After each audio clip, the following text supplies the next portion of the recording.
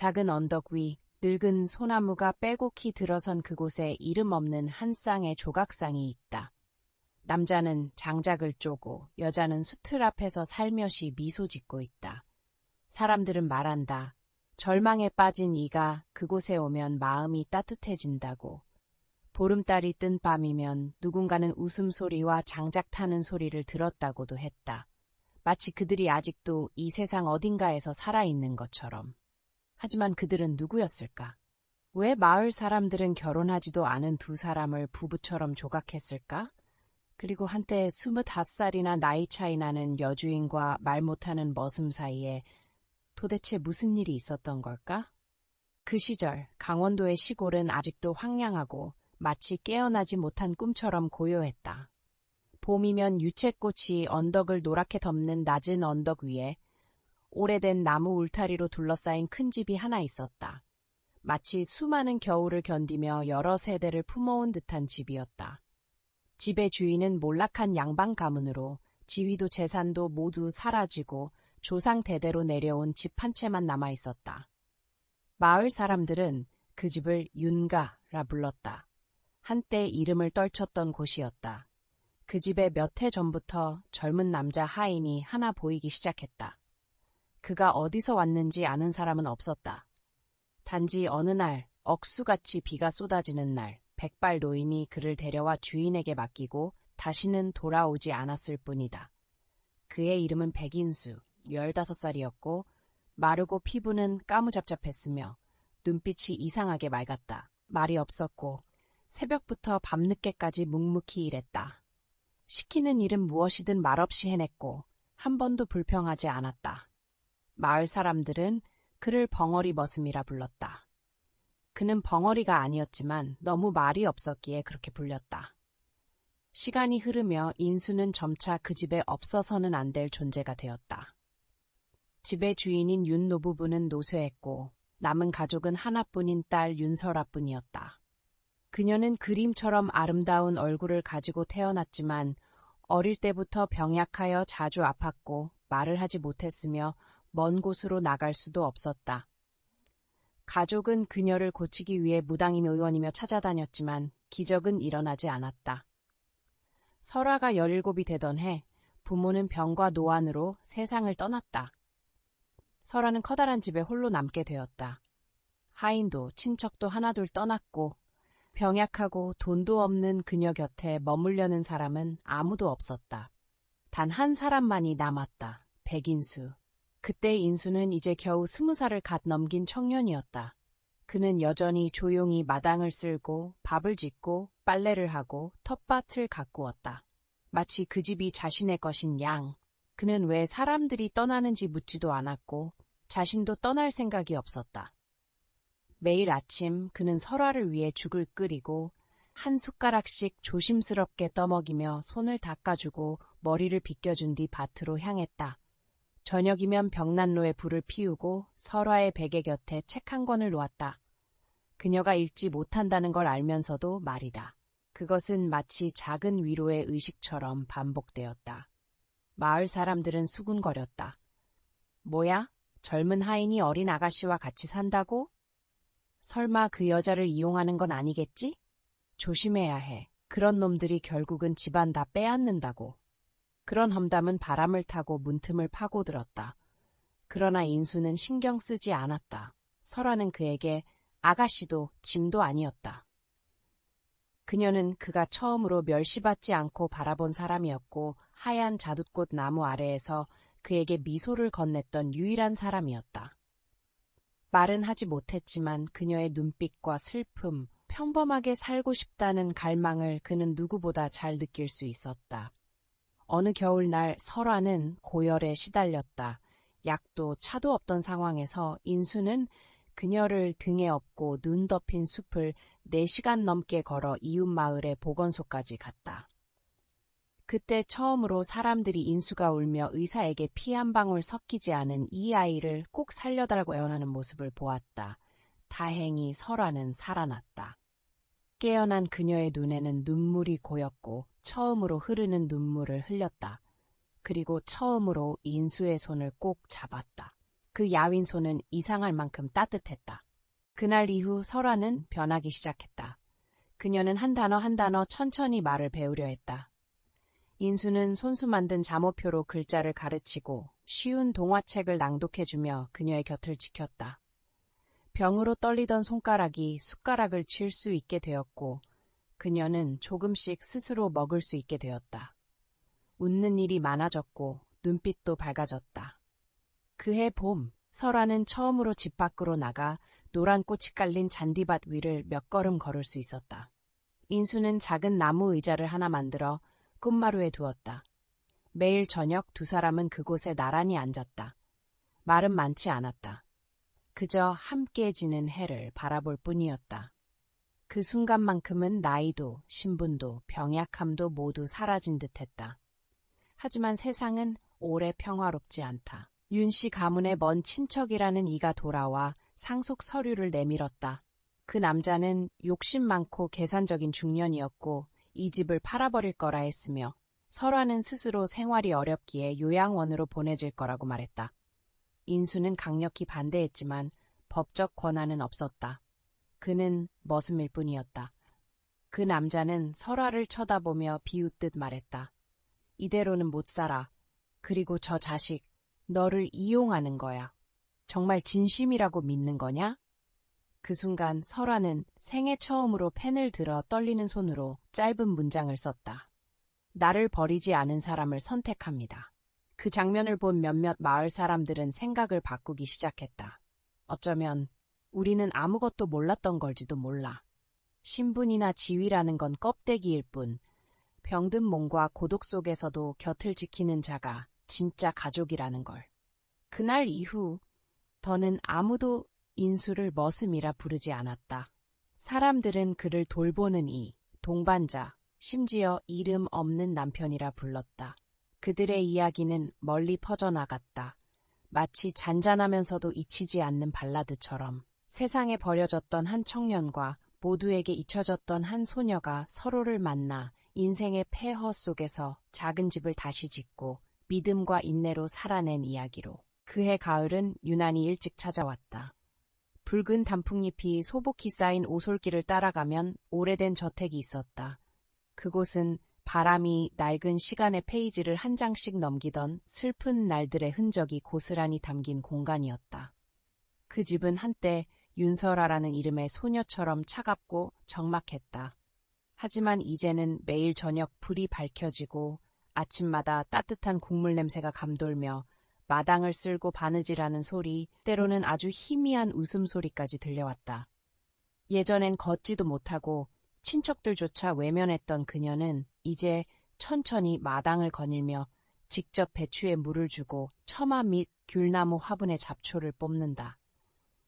아침마다 그녀는 백인수가 손수 지은 소박한 옷을 입고 따뜻한 날들을 시작한다. 그들은 서로에게 달콤한 말을 건네지 않는다. 오빠, 여보라 부르지도 않는다.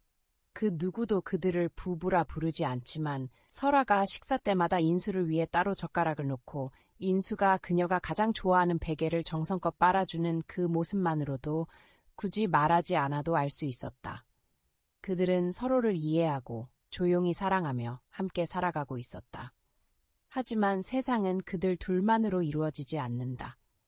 언덕 아래 작은 마을 사람들의 시선은 여전히 날카롭고 곱지 않았다. 정말 말도 안 되는 일이야. 윤씨 집안 아가씨가 하인하고 같이 산다니 채통도 없네. 미쳤지. 명예도 없는 삶을 택하다니.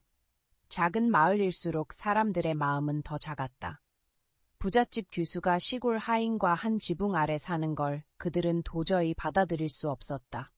혼례도 없고 청혼도 없고 혼인신고도 없다. 그런 걸 가족이라 부를 수 있을까? 심지어 예전에 설화를 챙겨주던 쌀가게 아주머니조차 태도를 바꾸었다. 하루는 설화가 콩을 사러 가자 일부러 크게 말했다. 아가씨, 사람들이 그러더라. 신분 없이 같이 사는 건 아무리 잘해도 결국은 그냥 지나가는 사람일 뿐이라고. 설화는 아무 말 없이 서 있었다. 그녀는 반박하지도 도망치지도 않았다. 낡은 동전으로 값을 치르고 콩주머니를 내려놓았다. 집으로 돌아가는 길 빗줄기가 쏟아지듯 내렸다. 마치 모든 수치와 상처를 씻어내고자 하는 듯. 그날 밤 인수는 그녀가 부엌 앞에 앉아 콩주머니를 꼭 쥔 채 감정 없는 얼굴로 있는 걸 보았다. 그는 옆에 앉아 한참을 말없이 있다가 조용히 물었다. 누가 언짢게 했어요? 설아는 대답하지 않았다. 대신 종이에 이렇게 썼다. 사람들이 우리가 틀렸다고 해요. 그 삐뚤빼뚤한 글자를 보며 인수의 마음은 꽉 조여들었다. 그는 고개를 숙여 그녀의 손을 잡고 조용히 말했다. 설아 씨는 우리가 틀렸다고 생각해요? 그녀는 고개를 저었다. 그럼 신경 쓰지 말아요. 사람들은 사랑을 여러 조건과 명분으로 정의하려 하지만 인수에게는 한 가지 기준만 있었다. 힘든 날에도 곁을 지켜주는 사람, 그 사람이 곧 집이었다. 하지만 세상의 편견은 말뿐만이 아니었다. 예전에 그 집을 가로채려던 친척이 다시 나타났다. 이번에는 변호사와 법적 서류를 들고 왔다. 그는 인수에게 손가락질하며 말했다. 너는 이 집에 머무를 자격이 없어. 그녀는 병약하고 법적으로도 능력이 부족해. 너는 누구지? 무슨 자격으로 이 집에 있어? 인수는 조용히 현관 앞을 막아섰다. 그 사내는 비웃으며 말했다. 부부처럼 산다고 해서 가족이 되는 건 아니야. 법은 그런 싸구려 감정을 인정하지 않아. 설아는 작은 노트를 들고 나왔다. 떨리는 손으로 한 글자씩 써 내려갔다. 이 사람과 함께 살기로 선택한 건 저예요. 당신들이 집을 원하면 제가 떠날게요. 하지만 이 사람을 개처럼 내쫓게 두진 않겠어요. 마을은 충격에 빠졌다. 언제나 조용히 살던 그녀가 이제는 윤씨성도 재산도 이름도 없는 남자를 위해 목소리를 낸 것이다. 결국 친척은 물러났다. 법의 힘이 아니라 한때 모두에게 버림받았던 여인의 용기로 집은 지켜졌다. 그 후로는 아무도 그들을 노골적으로 비웃지 않았다. 여전히 수군거림은 있었지만 사람들의 시선은 조금씩 달라졌다. 누군가는 채소를 나눠주었고 누군가는 인수에게 헌옷 수선을 부탁했다. 사람들은 더 이상 설아를 아가씨라 부르지 않았고 인수를 하인이라 부르지 않았다. 그들은 설아 언니, 인수 형이라 불리게 되었다. 그들은 그렇게 소박하게 살아갔다. 혼례도 서류도 없지만 아침이면 함께 일어나고 밤이면 나란히 등불을 켜고 책을 읽었다. 인수는 재봉틀 앞에 앉아 옷을 만들고 설아는 글을 배우며 작은 일기를 썼다. 거기엔 이렇게 적혀 있었다. 우리는 법적으로 부부가 아니에요. 하지만 저는 그를 함께 늙어갈 사람이라 부릅니다. 세상 사람들에게는 부족할지 몰라도 제게는 그것만으로도 충분합니다. 어릴 적 떠돌이였던 인수는 늘 바랐다. 아무도 내쫓지 않는 집, 무시당하지 않는 삶. 그리고 지금 그는 그 집을 가질 뿐 아니라 그 집을 함께 지키는 사람도 갖게 되었다. 봄날 배꽃이 하얗게 핀 담벼락 옆으로 예술대 학생 몇 명이 마을의 민담을 수집하러 찾아왔다. 그들은 혼인 없는 부부라는 소문을 듣고 인터뷰를 청했다. 그들은 물었다. 후회하지 않으세요? 이름 없는 삶을 선택한 거려? 설아는 살짝 웃으며 고개를 저었다. 그녀는 조용히 수첩을 내밀었다. 거기엔 이렇게 쓰여 있었다. 저는 걷지도 말하지도 사랑받지도 못했던 사람이었어요. 그런데 그 사람은 그런 저를 두려워하지 않았어요. 그럼 왜 제가 사람들의 시선을 두려워해야 하나요? 그들은 그렇게 더 15년을 살았다. 폭죽도 약속도 없이. 하지만 언덕 위의 작은 집엔 늘 두 쌍의 젓가락이 놓였고 겨울마다 두 사람이 나란히 난로 옆에 앉았다. 그들이 정말 부부인지 아무도 몰랐다. 하지만 그건 중요하지 않았다. 이 세상엔 이름이 없어도 법적으로 인정받지 않아도 영원히 소중한 관계가 있다. 사랑이란 때로는 그저 조용히 함께 10년이라는 세월이 안개 속 긴 꿈처럼 조용히 흘러갔다. 언덕 위의 작은 집은 여전히 늙은 소나무 아래 조용히 자리하고 있었고 달라진 것이 있다면 기와 지붕에 이끼가 끼고 나무 계단이 점점 썩어간다는 점뿐이었다. 그 안에는 두 사람이 함께 나이 들어갔다. 느리게, 담담하게, 불평 한마디 없이. 설아는 이제 중년의 여인이 되었다. 관자놀이엔 흰 머리가 성성하고 마른 두 손엔 정원일과 바느질, 글쓰기로 흘러간 세월의 자취가 고스란히 남아 있었다. 오래된 병은 여전히 그녀를 놓아주지 않았다. 잠시 앉았다 일어나도 숨이 차고 몇 걸음만 걸어도 문에 기대야 했다. 그럴 때마다 그녀는 그저 인수에게 미소 지으며 조용히 말했다. 우리가 이렇게 멀리까지 올 줄은 몰랐어요. 그렇죠? 인수는 대답하지 않았다. 그는 그냥 앉아서 그녀의 낡은 신발을 햇볕에 말리고 그녀가 자주 쓰는 손수건을 씻었다. 꽃도 선물도 사랑다는 말도 없었다. 하지만 매일 아침 그녀에게 죽을 끓여주고 매일 밤 발을 주물러주고 날씨가 추워지면 머리맡에 따뜻한 옷 준비해두는 사람이 있었다. 그것이 바로 사랑이었다. 말로 하지 않아도 지하수처럼 조용히 스며드는 사랑. 법적으로 부부는 아니었지만 마을 사람들은 점차 그들을 인수 영감과 설화 할매라 부르기 시작했다. 그것은 느리지만 진심 어린 인정이었다.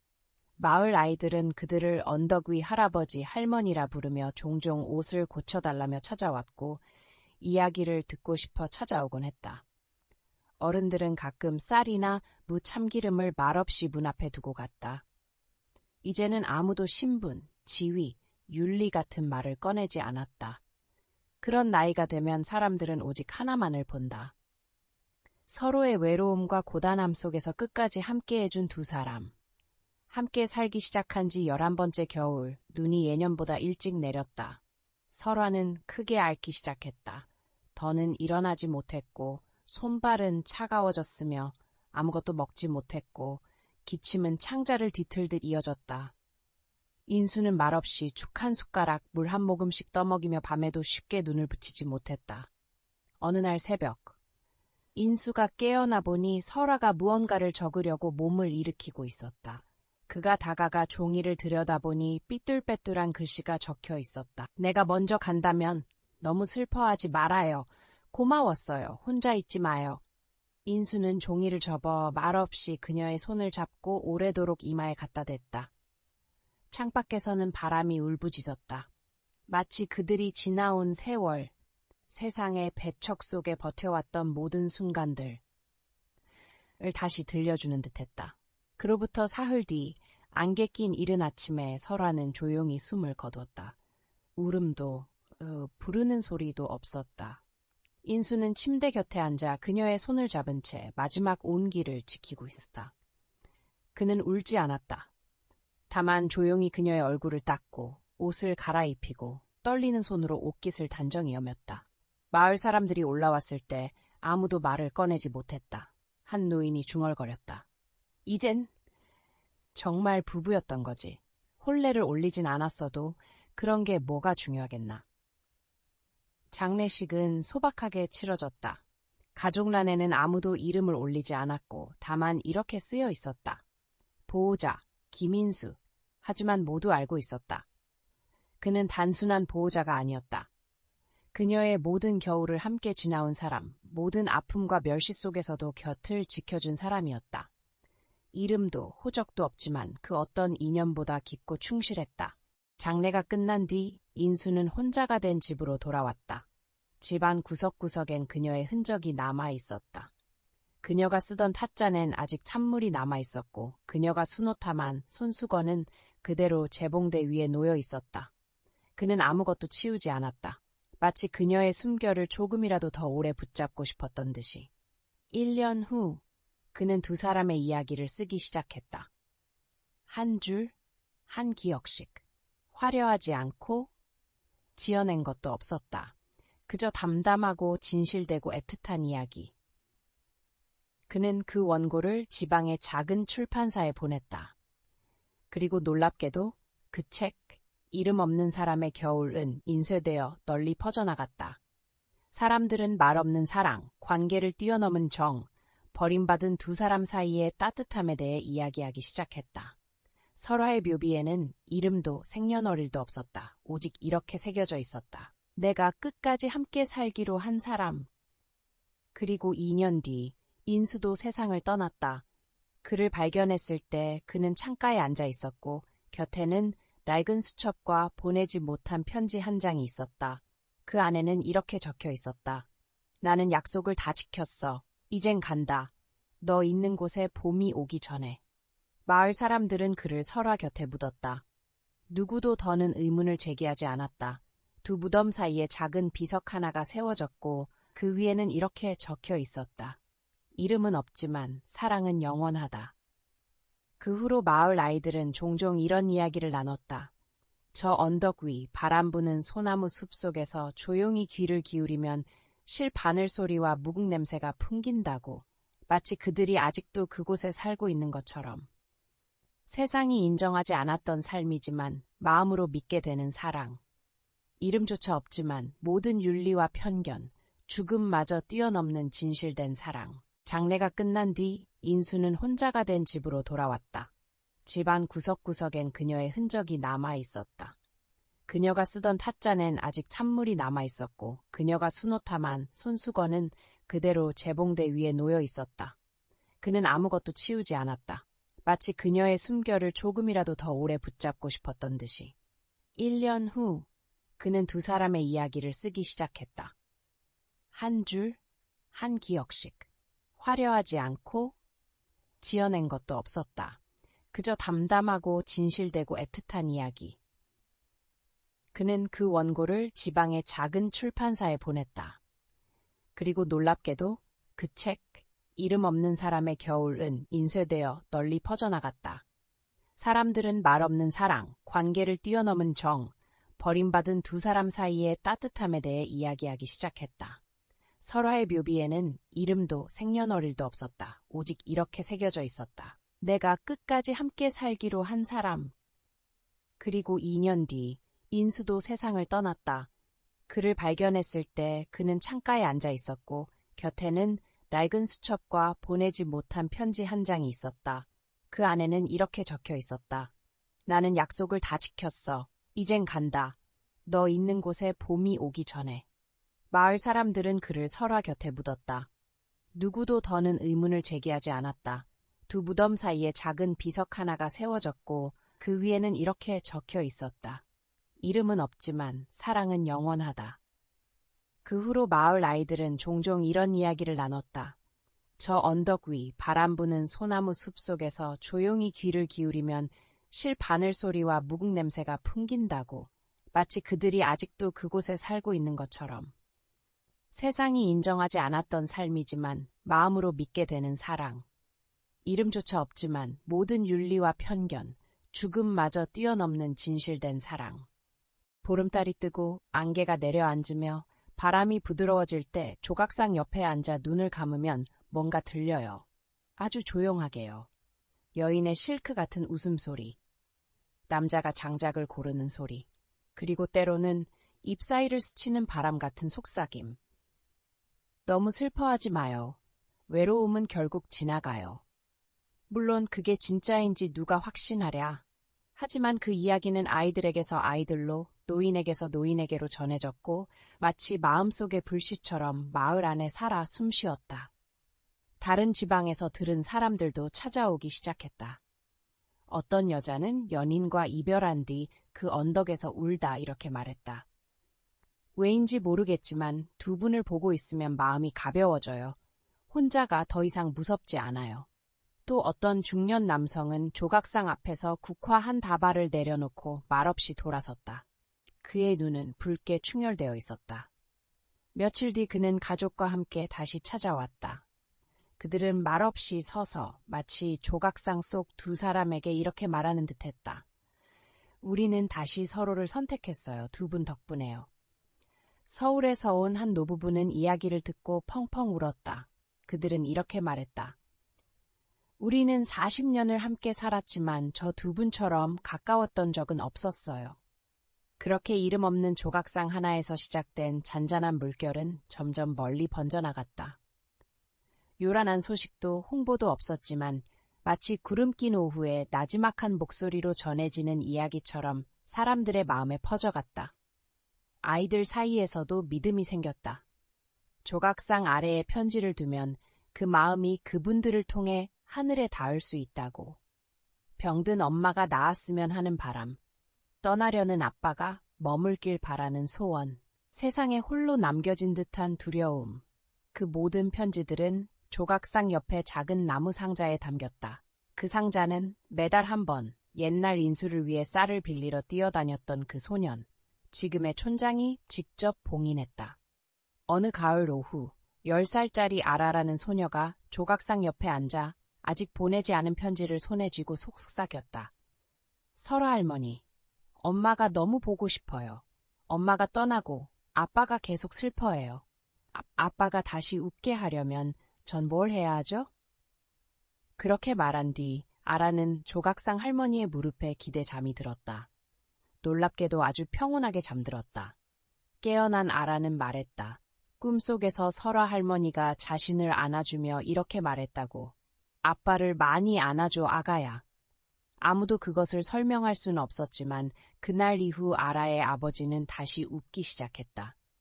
두 사람이 세상을 떠난 지 50년 후 부산에서 온 한 젊은 다큐멘터리 감독이 이 조각상에 대한 단편 영화를 만들었다.